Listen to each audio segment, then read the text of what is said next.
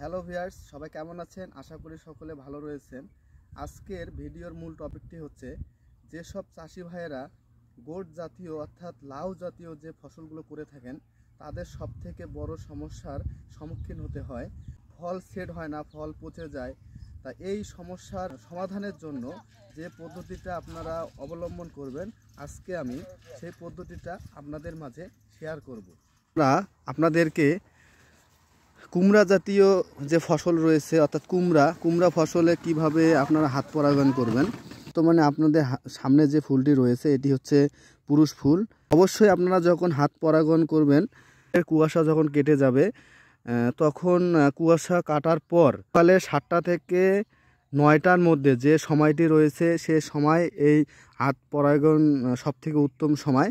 তো অবশ্যই আপনারা এইভাবে একটু পুরুষ ফুল তুলবেন। তোলার পর পুরা ফুলের যে পাপড়িটা রয়েছে সে পাপড়িটা তুলে ফেলে যে পুলিঙ্গর যে রেণুটা রয়েছে সেই রেণুটা সুন্দরভাবে, যেসব ময়লা ফুল রয়েছে, আর ময়লা ফুল সবথেকে চেনার উপায় হচ্ছে এরকম করে একটা গুটি হবে, মানে ফল সেট হবে, সেটাই বুঝে নেবেন যে এটা মহিলা ফুল। এবং এর যে আপনার রেণুর যে ইয়েটা পাপড়িটার মধ্যে এরকম খাসকাটা থাকবে, সেখানে পুলিঙ্গর ফুলের রেণুটা এখানে মহিলা ফুলের এখানে জাস্ট টাচ করবেন এবং একটি করে পুলিঙ্গর রেণু থেকে আপনার মিনিমাম 3 থেকে 2টা এরকম হাত পরাগায়ন করা যায়।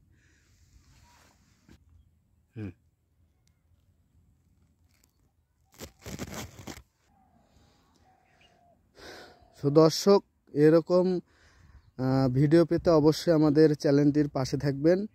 সবাই ভালো থাকবেন, সুস্থ থাকবেন, কৃষি সমৃদ্ধ বাংলাদেশ গড়বেন।